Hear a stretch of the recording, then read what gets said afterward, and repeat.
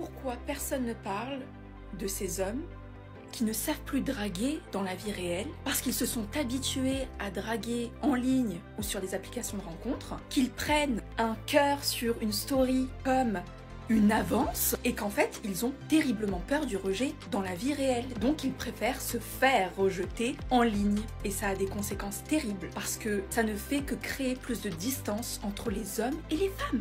Ça crée tellement de distance que j'ai une recrudescence de femmes qui me disent détester les hommes mais avoir envie de faire une belle rencontre. Comment on fait aujourd'hui? Je vous attends dans les commentaires, comment on fait aujourd'hui? S'il vous plaît, venez on parle d'un truc. Je comprends pas en fait. Les mecs qui n'arrivent pas à aborder les filles. Que ce soit dans la rue, que ce soit dans le métro, dans les transports, bref en général. Vous n'arrivez pas à aborder les filles. Les mecs s'il vous plaît, soyez courageux. Parce que nous on est gentils en fait. Mais quoi de neuf dans ce monde de progrès les amis? Que se passe-t-il? Les hommes ne dragueraient plus les femmes. Pourquoi personne ne parle de ces hommes qui ne savent plus draguer dans la vie réelle parce qu'ils se sont habitués à draguer en ligne ou sur des applications de rencontres? Ne sont-ce pas les féministes qui ont appris aux hommes à draguer uniquement dans des lieux faits pour ça? C'est assez étonnant de voir des femmes aujourd'hui qui s'étonnent que les hommes ne les draguent pas dans la vie réelle. Elles vont vous dire qu'il y a effectivement des hommes qui les approchent, mais ce sont des lourdeaux, ce sont des galériens. Il n'y a plus d'hommes charmants, courtois, qui les abordent dans la vie réelle. Et c'est ce qu'elle nous dit là, hein, les hommes ne savent plus draguer IRL, in real life, dans la vie réelle. Comment se fait-il qu'il y ait des femmes qui s'en plaignent encore, alors que ce sont les directives de la part des grands médias, de la part de toute une frange féministe très bruyante, hein, on n'entend qu'elles. Et on entend très peu de femmes contredire ces femmes-là. On en a eu quelques-unes, c'est vrai. Il y a eu une lettre de réponse à un moment de personnalités françaises qui se sont senties obligées de faire cette lettre disant aux hommes qu'ils ont le droit d'importuner les femmes, tellement le message idéologique féministe consistant à dire aux hommes de ne pas importuner les femmes était fort, certaines femmes, dont Catherine Deneuve par exemple, se sont senties obligées de répondre, de réagir et de dire aux hommes qu'ils pouvaient effectivement les approcher. Ça montre bien dans quelle société nous vivons aujourd'hui et c'est assez étonnant de voir des femmes aujourd'hui qui s'étonnent que les hommes ne savent plus draguer dans la vie réelle, tellement ils draguent sur les réseaux et sur les applications de rencontres. En vérité, il n'y a rien de plus logique. Les hommes ne sont pas du tout encouragés. Au contraire, ils sont plutôt dissuadés d'approcher les femmes dans la vie réelle. Qu'ils prennent un cœur sur une story comme une avance et qu'en fait ils ont terriblement peur du rejet dans la vie réelle. Donc ils préfèrent se faire rejeter en ligne et ça a des conséquences terribles parce que ça ne fait que créer plus de distance entre les hommes et les femmes.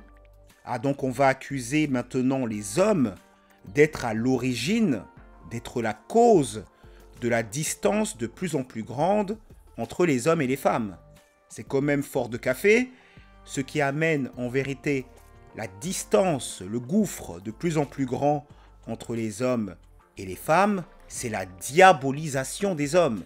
Lorsqu'on dit aux femmes que 1, voire 2 hommes sur 3 sont de potentiels agresseurs, hein, Dieu seul sait ce que ça veut dire, comme si les VIOL dataient d'aujourd'hui. En vérité, les VIOL ont toujours existé, c'est une toute petite minorité des hommes qui le font, ça concerne en vérité environ 1% des hommes. J'ai fait une vidéo qui traite du sujet. Si vous ne l'avez pas vue, je vous l'affiche ici. C'est une toute petite minorité d'hommes qui, en vérité, commet ce genre d'acte. Mais c'est présenté comme quelque chose de majoritaire. Hein. Quand on vous dit 2 hommes sur 3, vous pouvez imaginer l'angoisse que peuvent ressentir certaines femmes quand elles font face à de tels chiffres. Et après, on s'étonnera qu'il y a une méfiance de plus en plus grande entre les hommes et les femmes. Et on va même faire porter le chapeau aux hommes qui n'approcheraient pas assez les femmes dans la vie réelle. Ça crée tellement de distance que j'ai une recrudescence de femmes qui me disent détester les hommes, mais avoir envie de faire une belle rencontre. Ah ça c'est très parlant. Des femmes qui vous disent détester les hommes, mais vouloir faire une bonne rencontre. Une bonne rencontre avec qui? La femme moderne qui évolue dans cette société féministe se voit remplir de conflits internes, de conflits psychologiques, de tiraillements. Comment je peux faire pour faire confiance à un homme? J'ai besoin d'un homme pour faire ma vie, mais je déteste les hommes. Voilà le résultat qu'on peut observer dans notre période moderne. Ça n'arrivait pas avant. Les femmes n'avaient pas ce dilemme avant. Donc il y a une dichotomie qui se met dans la tête de ces femmes, et ces hommes, pareil, qui se sentent humiliés par ces femmes. Ah, c'est quand même bien d'admettre au moins quelque chose, que les hommes aujourd'hui ont au moins des raisons de se sentir humiliés par des femmes qui, quand on les approche, qu'est-ce qui se passe quand on approche ces femmes? Qu'est-ce qui se passe quand un homme aujourd'hui approche une femme dans la rue? À un moment, il faut parler de la réalité du terrain. Un homme, il va approcher une fois, deux fois, trois fois les femmes, il va voir les résultats, et à un moment, il va se dire, est-ce que je continue à le faire? S'il vous plaît, venez on parle d'un truc. Je comprends pas en fait. Les mecs qui n'arrivent pas à aborder les filles. Que ce soit dans la rue, que ce soit dans le métro, dans les transports, bref, en général, vous n'arrivez pas à aborder les filles. Ça veut dire qu'il y a des ice contact et tout. La meuf, elle peut être là, être souris et tout, mais t'arrives pas à l'aborder. Mais les gars, s'il vous plaît, soyez courageux, s'il vous plaît. Vous voyez, au pire, la meuf, elle va te dire « Désolée, je suis en couple » ou « Désolée, je suis pas intéressée ». Fin, tu vas plus jamais la revoir de ta vie, ça se trouve. Au mieux, tu repars avec son snap, en fait. Donc, en fait, je comprends pas, vous avez peur de quoi? Pourquoi vous n'osez pas aborder les jeunes filles dehors, dans les transports? Je conseille aux hommes de ne pas avoir peur de parler à une femme. Je ne suis pas du tout quelqu'un qui va vous dire « N'allez pas parler aux femmes, etc. etc. » Je pousse les hommes à ne pas se laisser guider par la peur, à ne pas flancher sous la peur. Donc si vous vous sentez d'aller parler à une femme, allez-y. Par contre, quand vous entendez parler certaines femmes, dont celle-ci, vous voyez tout de suite qu'elle ne voit pas, qu'elle ne mesure pas ce que ça représente pour un homme d'aller aborder une femme. Pour les hommes, aller aborder les femmes, ça a un coût. Ce n'est pas complètement gratuit. Il faut d'abord comprendre que nous sommes, malgré tout ce que les féministes vous disent, nous sommes dans une société féministe et gynocentrée. On vous parle de patriarcat, mais nous sommes dans une société féministe et gynocentrée. Dans une société telle que la nôtre aujourd'hui, la drague, et surtout la drague de rue, n'est plus dans les codes, dans les mœurs actuelles. Aujourd'hui, le dragueur de rue, je ne vais pas dire que c'est un marginal, mais on n'en est pas loin. Comme je vous ai dit, la drague a un coût. Ça demande de la concentration, des compétences. Draguer est un art. C'est pas seulement une compétence, c'est même un art. Et ça demande des efforts. Ça demande du temps. N'importe qui se met à vouloir draguer et à vouloir savoir draguer va forcément devoir considérer la drague comme un jeu de nombres, un numbers game comme on dit. Il devra considérer les statistiques, c'est-à-dire sur 100 femmes abordées, combien de femmes répondent positivement ou négativement, que ça concerne l'apprentissage de la théorie ou du travail sur le terrain, de la performance sur le terrain, ça demande du temps. Chaque rejet, c'est quand même une humiliation qu'il faut savoir gérer, et c'est souvent ça que les coachs en séduction apprendront à leurs étudiants. L'une des premières choses qu'on leur apprend, c'est à gérer le rejet, et en fait, plus précisément, c'est à gérer cette humiliation qu'est le rejet. L'homme doit savoir passer outre, savoir la relativiser. Il y a aussi un risque concernant la réputation. Ça dépend où vous draguez. Mais ça peut très vite affecter votre réputation. Vous ne voulez pas être le dragueur de service, celui sur qui on va parler, celui sur qui on va médire. Les femmes n'hésiteront pas à médire sur vous. Et là, je ne vous parle que dans le cas du rejet immédiat. lorsque vous vous faites rejeter immédiatement. Mais il n'y a pas que le rejet immédiat. Lorsque vous approchez une femme, elle ne va peut-être pas vous rejeter tout de suite. Peut-être va-t-elle vous donner son numéro. Et c'est lorsque vous l'appellerez et qu'elle ne répondra pas que vous saurez que vous avez été rejeté. Et même si elle vous répond et que vous obteniez un rendez-vous avec elle, il n'y a que lorsqu'elle ne viendra pas au rendez-vous que vous saurez que vous avez été rejeté.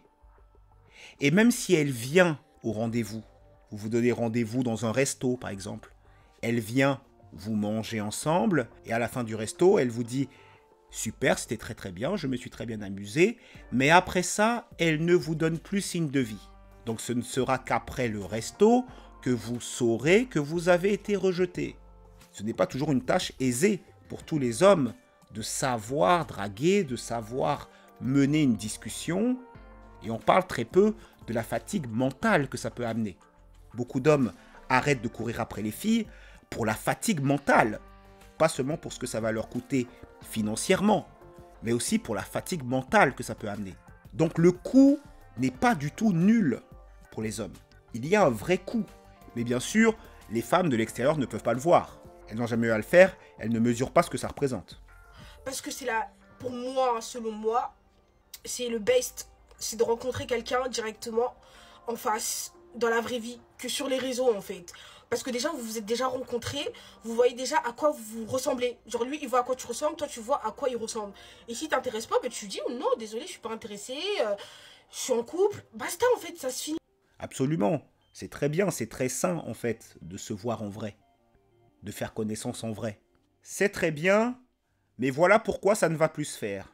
Il y a un truc qui est marrant, c'est que la plupart du temps, les mecs qui râlent de ne pas pouvoir draguer dans la rue, ce sont les mêmes mecs qui sont agacés quand ils se font aborder par des associations dans la rue. Vous savez, ces assos qui nous arrêtent à la sortie du métro ou dans la rue, bah eux, ils trouvent ça désagréable parce qu'ils se font arrêter alors qu'ils sont pressés et du coup trouvent toutes les techniques possibles pour les esquiver. Mais généralement, les associations, elles t'arrêtent pour une bonne cause, alors que jusqu'à preuve du contraire, la drague de rue n'a jamais sauvé les bébés phoques. Et sur ces vidéos drague que l'on voit sur TikTok et de ma propre expérience, on est plutôt sur du harcèlement où on ne laisse absolument pas place au désintérêt de la meuf qui est en face, se montre très insistant et même si parfois à la fin ils réussissent à obtenir un numéro de téléphone, c'est pas signe qu'elle est intéressée, c'est juste que le seul moyen de conclure l'échange. Donc pour une grande majorité de femmes, ça reste un moment très désagréable et très stressant. Et il y en a qui vont me dire oui mais moi je connais des femmes qui adorent ça, se faire draguer dans la rue. Et oui je le sais, je le crois. Mais moi par exemple je connais un type qui adore se faire frapper bien fort dans les c'est son kiff à lui. Et vu que je sais que pour la plupart des personnes c'est quelque chose de très désagréable, bah par principe je ne le fais pas. Mais ne vous inquiétez pas, si vous voulez absolument faire des rencontres dans le respect et dans la courtoisie, il y a des lieux et des contextes qui sont bien plus appropriés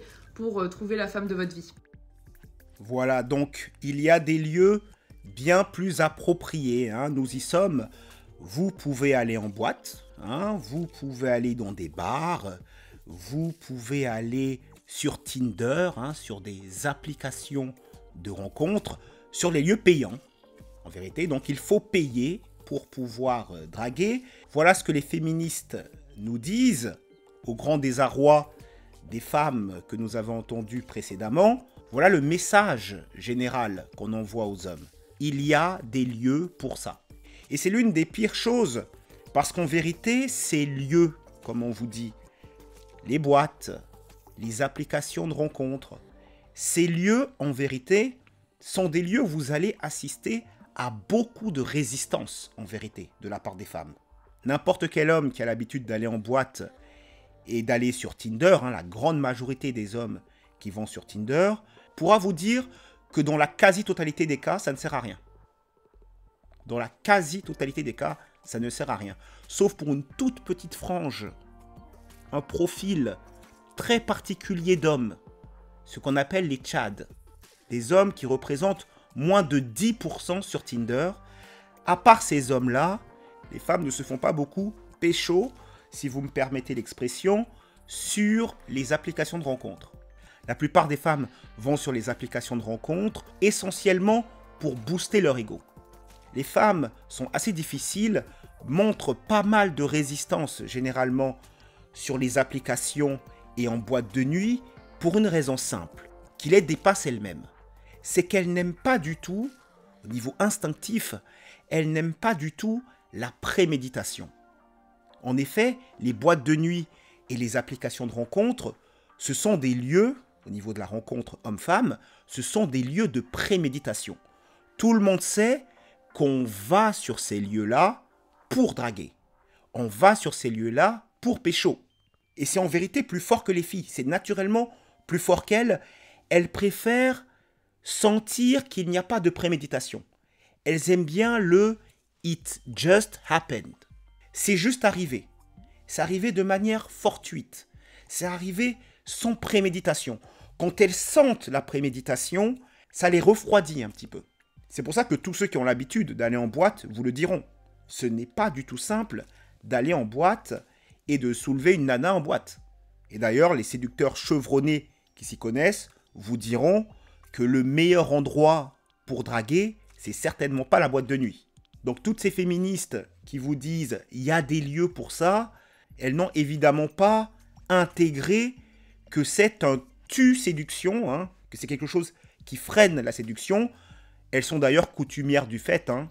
Ce sont elles, par exemple, qui vous diront pour le consentement, maintenant, il faut que la femme vous dise « oui, je veux coucher avec toi » avant de coucher avec elle, alors qu'il n'y a rien qui refroidit plus une femme que d'avoir à dire verbalement qu'elle veut que vous couchiez avec elle. Ce sont des personnes qui ne sont pas très au courant de la dynamique sociale. Et c'est pour ça que c'est très mauvais qu'un pays, qu'une société laisse guider ses relations hommes-femmes par les féministes. La mentalité féministe a tendance à saboter le processus de séduction homme-femme. Et ça ne leur pose pas énormément de problèmes à ces féministes parce qu'elles ont d'autres priorités. C'est tout simplement ça. Elles ont d'autres priorités. Nous passons rapidement au Tinder Show avec Cyrine. Cyrine, 35 ans, qui nous dit « Hello, je suis une maman d'un garçon de 5 ans. Tu cherches un plan cul. À t'amuser ou des bons moments sans plus. Ah oui, tu cherches aussi ce qu'on appelle de nos jours une relation fun, sans prise de tête. Génial. Avec moi, tu gagnes du temps, c'est promis. Oups, ce n'est qu'un faux espoir. Je ne cherche absolument pas ça. Tu sais donc ce qu'il te reste à faire. Et oui, mon grand, tu peux passer à la suivante.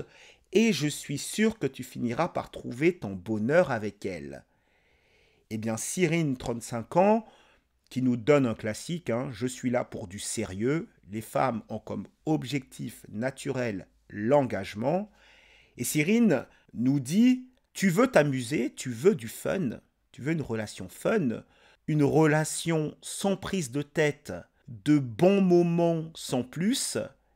Eh bien non, tu n'auras rien de tout ça. Cyrine n'a plus le temps, elle n'a plus le temps pour ses bêtises. Elle veut un homme qui viendra compléter sa famille. Hein. Elle a déjà un garçon de 5 ans. Ce que beaucoup de femmes, comme Cyrine, ne comprennent pas, c'est que l'homme qui est susceptible d'être sérieux, cet homme-là qui a maintenant une trentaine d'années, qui voit face à lui des femmes qui ont aussi aux environs de la trentaine. Eh bien cet homme-là, généralement, dans sa jeunesse, il n'a pas eu beaucoup d'options parmi les femmes. Il a dû se développer. Maintenant qu'il s'est développé économiquement, maintenant qu'il s'est développé au niveau de son savoir-faire, il s'est peut-être développé aussi physiquement. Maintenant, il commence à avoir beaucoup plus d'options parmi les femmes, beaucoup plus d'opportunités qu'il en avait à 20 ans. C'est comme ça pour les hommes. Les hommes peuvent prendre de la valeur sur le marché de la séduction lorsqu'ils se développent. Mais pour se développer, il faut du temps. Pour se développer économiquement, pour réussir, monter son entreprise ou réussir sa carrière, etc. Ce sont des points importants qui permettent aux hommes d'être plus attirants. Eh bien, ces hommes-là, quand ils se sont développés, eh bien, c'est maintenant qu'ils veulent s'amuser. C'est maintenant qu'ils veulent avoir du fun. Ils n'ont pas assez eu à leur goût pendant leur jeunesse. Et c'est maintenant qu'ils veulent rattraper les choses, qu'ils veulent rattraper le coup. Et ils se retrouvent face à des femmes qui, elles, dans la trentaine, ne veulent plus du tout s'amuser. Elles se sont amusées auparavant, lorsqu'elles étaient jeunes. Elles ont passé leur jeunesse à courir après Tchad.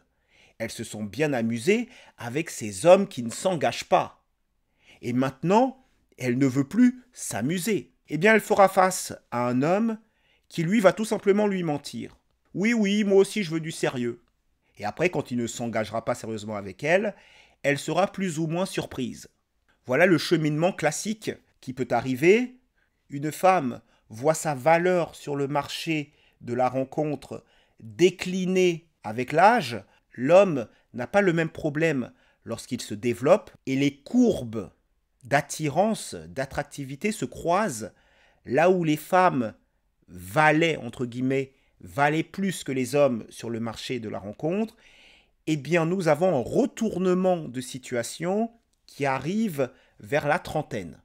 Entre 30 et 35 ans, il y a une sorte de retournement de situation et c'est maintenant les hommes qui sont plus recherchés à cet âge-là, à 35 ans, que les femmes de cet âge-là.